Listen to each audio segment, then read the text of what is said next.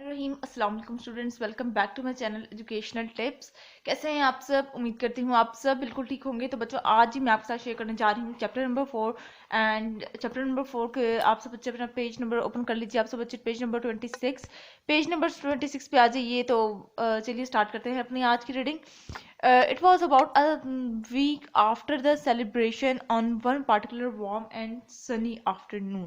यानी कि अब वो जो लास्ट चैप्टर नंबर 3 के अंदर उन्होंने सेलिब्रेशन की थी, उसको पकड़ने के लिए, व्हेल को पकड़ने के लिए। ठीक है, तो अब उस सेलिब्रेशन को गुजरे हुए एक हफ्ता गुजर चुका था, और आज जो जिस दिन का बात की जा रही है वो काफी मतलब वार्म डे था, गर्म दिन था।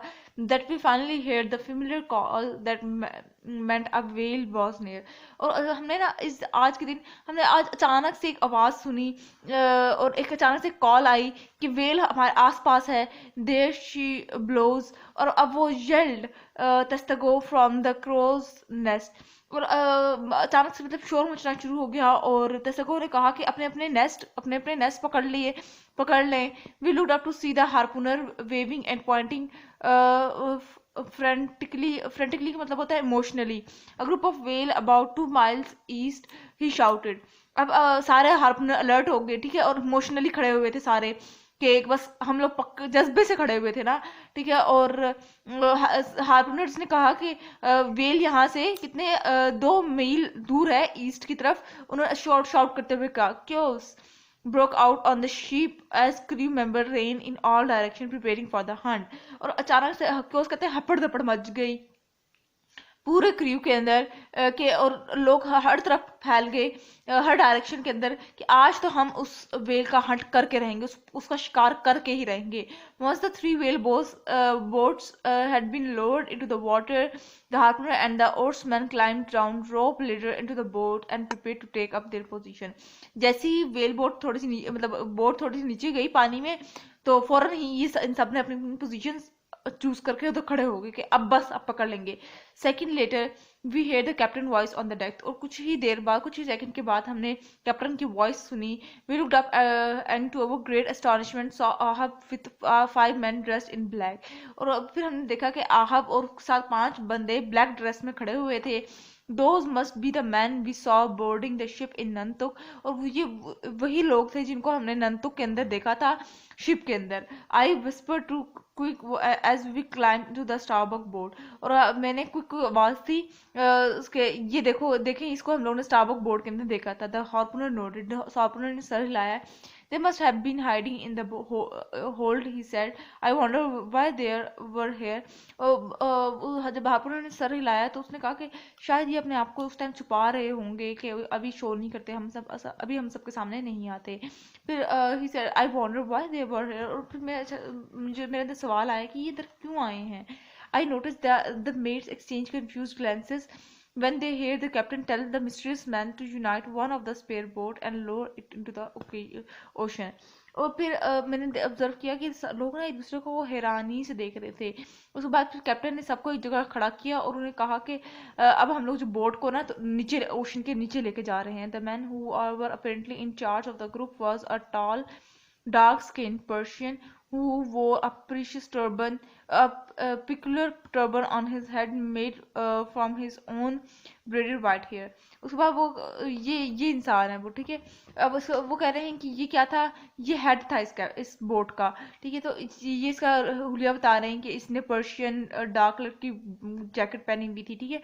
उसके हेयर जो थे वो ब्रीड इसके चोटी हुई थी। His eyes were too dark split and one tooth poked out from between his thin lips. उसके बाद वो कह रहे हैं कि इसकी आंखों का रंग ना बहुत डार्क था और इसके मुंह के अंदर ना एक टूथपिक थी। The man's companion had yellow skin and I assume probably from the Philippines. और जो उसके साथी थे ना, वो उनकी स्किन कलर येलो था। और मैं इमेजिन कर सकता था कि ये सारे कहाँ से आए हुए हैं, ये फिलिपाइन से आए हुए हैं। Ready Fedallah, said the captain. Captain ने कहा, क्या फिदाला तुम तैयार हो? Turning to dress the dark skin person. मतलब वो कैप्टन उस डार्क स्किन पर्सन की तरफ इशारा करते हुए कहता है कि क्या तुम फिदाला रेडी हो? Ready sir said the man. उस इंसान ने कहा कि हाँ मैं रेडी हूँ। देन लेट्स गो, तो फिर चलो। The captain boat dropped into the ocean and 4 whaleboats spread out across the water. उसके बाद फिर कैप्टन ने अपनी ओशन में वो अपनी बोट की और फोर व्हील बोट डिवाइड होगी. Spread out carried. आहब ने ऊंचा ऊंचा कहा कि फैल जाओ. आगे चलिए. Row man row as if our life depend on it. और फिर उसने कहा कि आपस एक दूसरे सारी चार जो बोट्स हैं सारे झुमकटों में मतलब कि अलग अलग ग्रुप्स में डिवाइड हो जाओ क्योंकि हमारी लाइफ इसी में थी. स्टारबक ने कहा. We rowed until our arms burned from the effort, but as we approached the whale, they divided into the water and disappeared. लेकिन अब उसके बाद हम लोगों ने अपनी पूरी कोशिश की कि हम उस वेल तक पहुंच सके, लेकिन जब तक हम लोग उस वो वेल तक पहुंचे तो वो वहां से जा चुकी थी. Queequeg explain to me that this was called sounding. और क्विक ने फिर मुझे बताया कि वो उधर से भाग इससे गई क्योंकि उसको हमारी आवाज़ आ गई थी. Sounding and the well can sound. Whale की वॉइस सुन सकती है और stay under water for hours at a time. यानी कि वो वेल आवाज़ भी सुन सकती है, निकाल भी सकती है और पानी के अंदर घंटों रह सकती है. The only hint of the well presence was a mass of green and blue bubbles which can inexperienced whaler could have easily missed. और वो कहता है कि अब वो उसको हार्पूनर सारी बातें बता रहा है ना कि वो कहता है कि बेल को सिर्फ हम लोग तभी एनालाइज कर सकते हैं कि इधर आसपास कहीं बेल है जो क्योंकि जहाँ पे बेल होती है वहाँ पे ग्रीन ब्लू बबल्स बन रहे होते हैं. ठीक है. और ये चांस सिर्फ इनएक्सपीरियंस्ड वेलर्स यानी कि जो कि अभी भी फ्रेश होते हैं इस फील्ड के अंदर मछली वेल्स पकड़ने में वही ये चांस मिस कर सकते हैं. Suddenly the whale shoot to the surface and began swimming on all direction. अचानक से वेल का असरात नजर आए तो वो सारे इधर उधर गायब हो गए. The water swilled angrily and we chased after the animal aware that the high waves could devour us at any moment. उसके बाद वो कहते हैं कि वाटर की एक अचानक से तेज लहर आई. गेट रेडी क्विक ने कहा. Get ready Queequeg yells Starbuck ने कहा क्विक तैयार हो जाता. Harpooner jump to his feet. Harpooner ने अपने फीट जंप किए and set on the edge of the board. और वो कश्ती के कोने पे आके खड़ा हो गया. आगे बढ़ते हैं. कहाँ पर थे हम. The harpooner set on the his harpoon shining in the right hand. और उसका जो हार्पून था ना वो उसके राइट हैंड में चमक रहा था. There is one that's his hump. उसने अचानक से वो पॉइंट आउट करते कहा वो देखो वो रही बेल उसका हम्प नजर आ रहा है. Get him quick shouted Starbuck ने चिल्लाते हुए बोला तो क्विक उसको पकड़ लो वेल को. As the harpooner prepare to take aim. जैसे ही हार्पूनर ने इरादा किया कि अब तो वो हर सूरत उसको पकड़ के रहेगा. The boat shook violently. तो अचानक से वो बोट उल्टी हो गई. It felt as if we had been hit by an earthquake. और ऐसा मालूम हुआ जैसे कि अचानक से जलजिला आना शुरू हो गया. The sail collapse and I felt the boat break beneath me. और मुझे ऐसा फील हुआ कि जैसे हमारी जो कश्ती है वो टूटने लगी है. The whale quick had been aiming had smashed into us and we were all tossed into the water helplessly. अब वो कहते हैं कि अचानक से हमारी बोट उल्टी हो गई और हम पानी के अंदर गिर गए. यानी कि हम पानी बोट हमारी खराब हो गई टूट गई और हम पानी में अब तैरने लग गए हेल्पलेसली. यानी कि हमारी कोई मदद भी नहीं कर सकता था. It took about an hour for the Pequod to rescue us. और अब 1 घंटा लगता अगर पोग हमें रेस्क्यू करे तो वो उसको 1 घंटा चाहिए. We learn later that none of other boats had much luck either. और हमें तब एहसास हुआ कि कोई भी बोट इतनी अच्छी हमारे लिए लकली साबित नहीं होगी. Our first attempt to capture a whale had been unsuccessful. हमारी पहली जो अटेम्प्ट थी वेल को पकड़ना वो हमारी नाकाम हो चुकी थी. एंड नीडलेस टू से the crew was in a very low spirit that night. और ये बात कहना बिल्कुल भी शर्मिंदगी का नहीं होगी कि उस रात जब वेल हमारे पास आई तो उस टाइम क्रू बिल्कुल भी तैयार नहीं था. After dinner the conversation turn to Fedallah and his man. अब उस रात फिर हम लोगों ने डिनर कर लिया तो फिदुल्ला और उसके मैन आपस में बात कर रहे थे. Said Starbuck what do you think of those strange man the captain bought on board. आज स्टब ने पूछा कि आपका क्या ख्याल है स्टारबक ये जो स्ट्रेंजर जो अजनबी हमारे साथ बैठे हैं इनके बारे में. Starbuck shrugged I don't care who he brings with him as long as they don't get in our way. उसने कहा, स्टारबक ने कहा, मुझे इस बात से कोई इतराज नहीं कि कैप्टन किनको लाके हमारे आगे खड़ा कर दे, मुझे सिर्फ और सिर्फ अपने काम से मतलब है. Stub took up of his pipe. Stub ने फिर अपने मुंह में एक पाइप लिया. Pelk and Bill probably told the captain not to take part in any whale hunt because of his leg. पेल्क और बिलबल ने कहा कि हमने तो पहले ही कैप्टन को कहा था कि इस तरह के बदलों में ना पड़े. आपकी एक टांग ज़ायब ऑलरेडी हो चुकी है. Obviously decided to bring along his own crew and commanded his own whaleboat. He is determined man that Ahab. लेकिन उन्होंने हमारी बात नहीं सुनी, और अगर हमने मना किया तो उन्होंने अपना ही क्रू ला के हमारे आगे खड़ा कर दिया है. और अब वो, मुझे लगता है कि उनका पक्का इरादा है वेल को तबाह करने का. Aye that's he is agreed Starbuck. Starbuck ने इसकी बात से रजामंदी का इजहार करते हुए कहा कि हाँ, यही बात है कि कैप्टन जो आहब जो है ना, वो बड़ा डट गया है अपनी बात पर कि उसने ही अब वेल्स को मारना है तो बस मारना है. I am not sure I like that Fedallah fellow. हाँ, मैं कुछ, स्टब ने कहा कि हाँ, मैं कुछ श्योर नहीं कह सकता इस बारे में, लेकिन फदीला और उसकी जो क्रू है, उसके साथ जो लोग आए हैं, उनको मैंने अच्छे हैं वो. आफ्टर अ ब्रीफ पॉज, काफ़ी देर रुकने के बाद, there is something strange about him. लेकिन उनमें कोई चीज़ बहुत मायूब है. There is a rumour going around that he has the ability to see the future. और मेरे ख्याल से इर्द गिर्द ना ये अफवाह फैली हुई है. रूमर कहते हैं फॉल्स न्यूज़ को, ठीक है. इर्द गिर्द ये अफवाह फैली हुई है कि ये जो फदीला और उसके फेलोज है ना, ये फ्यूचर को, ये आने वाले वक्त के बारे में पेशन गोई करते हैं. Starbuck took a sip of his tea and said nothing. उसके बाद स्टारबक ने क्या किया, एक चाय का थोड़ी सी चाय पी. उसके बाद फिर खामोश हो गया, बिल्कुल खामोशी छा गई. Within a few days the Pequod has reached the Cape of Good Hope. और कुछ ही दिनों बाद पोक को क्या मिला, एक अच्छी उम्मीद मिली. At a very tip of Africa. अब वो अफ्रीका की जब टिप पे थे तो उनको कुछ अच्छी न्यूज़ मिलना शुरू हो गई. This was particularly dangerous stretch of water. और वो गुड न्यूज़ का क्या थी कि आने वाले दिनों में एक बहुत तेज़ पानी की लहर आने वाली है. Our ship was hammered by free storms and rough waves. और हमारी शिप को तो ऐसे ही तैयार किया गया था कि वो तूफानों का सामना कर सके. There were moments when I was quite convinced that we would sink. और वो वाहिद टाइम था जब मुझे ऐसे लग रहा था कि शायद हम लोग डूब जाएंगे.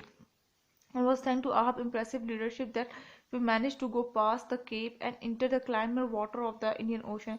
और मैं आहब का शुक्रगुजार हूँ कि उसने हमें बता दिया था, पहले ही बता दिया था कि आने वाले वक्तों में हमारे साथ ये हो जाएगा. तो हमने इंडियन ओशन में ही वो सारे तूफान वगैरह सह के आए. We followed a north easterly course towards the island of Java. और हमने नॉर्थ ईस्टर्ली कोर्स किया हुआ है, तो हम लोग ये आइलैंड ऑफ जावा तक आराम सुकून से चले जाएंगे. वन मॉर्निंग, एक सुबह, Diego was sitting in the crew nest. Diego जो था वो क्रोज मतलब वो नेस्ट लिए बैठा हुआ था, keeping an eye out for the whales. और वो वेल्स के ऊपर काफ़ी शार्प नज़र रख के बैठा हुआ था अपनी नेस्ट को लेकर, अपनी जाल को लेकर. When we heard him shouted, जब हमने देखा कि वो चिल्लाया, there she blows, there is a white whale. उसने अचानक से चिल्लाया, यहाँ पर एक वाइट वेल है, यहाँ पर वाइट वेल है. Immediately the 4 whale boats were lowered into the ocean. अचानक फौरन 4 वेल बोट्स ओशन के अंदर गई. And we rode like madman to the spot of that Daggoo had indicated. और वो पागलों की तरह उस वाइट वेल को ढूंढना शुरू होगी जो कि डेगो ने कहा था कि यहाँ पर वाइट वेल है. The harpooner had indeed seen something white. Harpooner ने एक वाइट चीज़ देखी, but it was not Moby Dick. लेकिन वो मोबी डिक नहीं थी. Floating on the water, its long tentacles curling and twisting like deadly snakes was a green squid. It was dead. और जैसे ही वो पास गुजरे तो वो कोई वैसे ही एक टेंटिकल्स थे जो कि आम स्नेक्स की तरह घूम रहे थे जैसे से डेड. और जैसे ही वो पास पहुंचे तो वो टेंटिकल्स भी मर चुके थे. Starbuck shook his head. Starbuck ने अपना सर हिलाया. That's a bad women.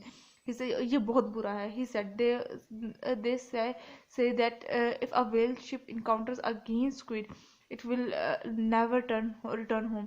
अगर हमारे हाथों में, अगर हमें एक बार सिर्फ और सिर्फ ये वेल हम लोगों को नज़र आ जाए तो ये वेल दोबारा अपने घर वापस नहीं जा सकेगी.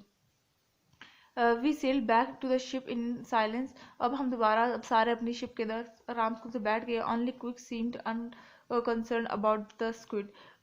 It was a good sign I think.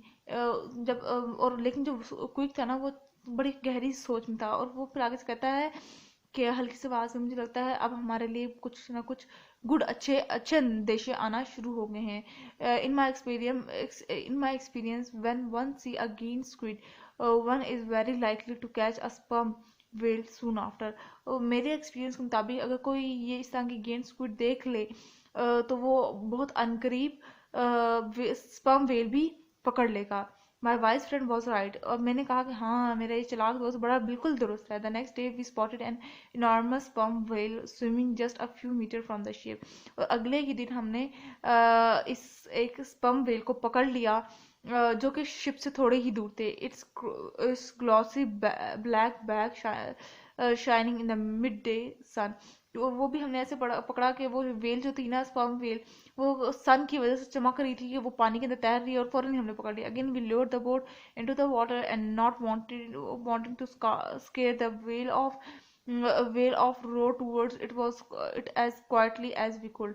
हमने इस बात का बिल्कुल खौफ नहीं किया कि अभी वो वेल आ जाएगी, वाइट वेल आ जाएगी, ये हो जाएगा, वो हमें खा जाएगी, बल्कि हम खामोशी से समुद्र के अंदर उतरे, ओशन के अंदर उतरे, और वो बहुत खामोशी से उसको जाके पकड़ लिया स्पर्म वेल को, और अब वो हमारे पास हुई।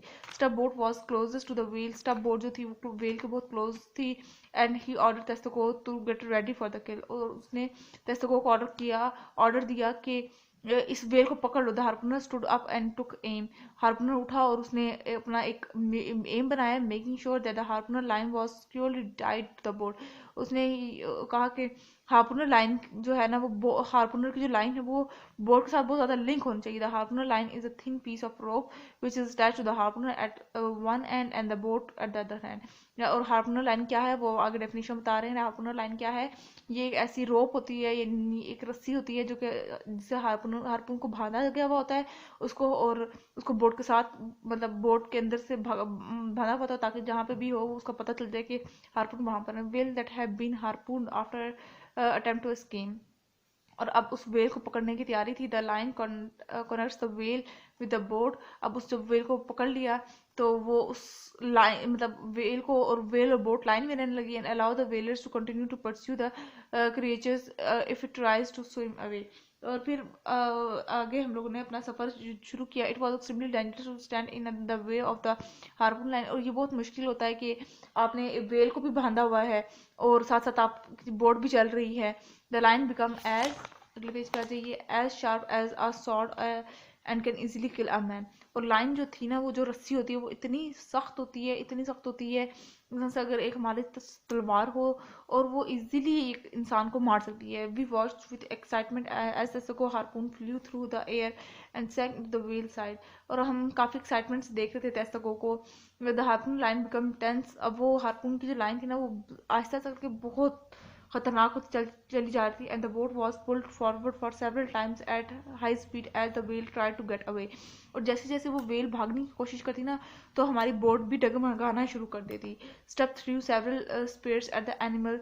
उसने स्टब ने क्या किया, काफी ज्यादा मतलब तीर मारे एनिमल को, but until one finally hit the creature hurt. जब तक कि उस क्रिएचर की मतलब कि जो वेल थी उसको उसके दिल तक ना जाके वो तीर लग जाए तब तक वो मारता रहा। The well died in a thick pool of its own red blood. और फिर वो वेल अपने ही पानी के अंदर ही वो डेथ होगी उसकी। फिर वो बाहर निकालते ना, वरना ऐसे तो जिंदा वेल को निकालें तो वो तो सबको को बोट के अंदर तो सही तहलका मचा देगी। इस वजह से वो उसके ऊपर पहले वो उसको रोप से बांधते, उसके बाद फिर उसको वो तीर मारते, उसके बाद जब तक उसके दिल पे जाके लग जाए जब वो तीर तो वो उसकी डेथ हो जाती थी। खून समुद्र में हो जाता था और वो फिर उसको जब वो मर जाती थी फिर उसको अपनी बोट में ले आता है। It took all 4 boats and the strength of the 36 man to pull the whale back in the Pequod. और ये 36 मैन 4 बोट के जरिए 36 मैन के जरिए उसको उस वेल को पोक में डाला गया। Upon our return the whale was chained to the side of the ship the business of extracting the oil would begin the next day.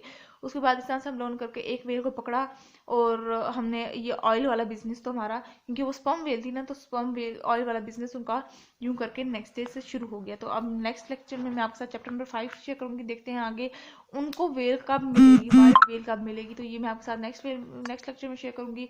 ये था आज का लेक्चर। आपको समझ आ गया होगा। अगर आज का लेक्चर आप सबको समझ आ गया है तो मेरे चैनल को सब्सक्राइब कर दीजिएगा, वीडियोस को लाइक कर दीजिएगा और साथ साथ बेल आइकन को प्रेस करना मत भूलिएगा। इससे मिलने आने वाली हर लेटेस्ट अपडेट सबसे पहले आप तक पहुंचेगी। मिलती हूँ किसी वीडियो में। दुआ में याद रखिएगा, अपना ख्याल रखिएगा। अल्लाह हाफिज़।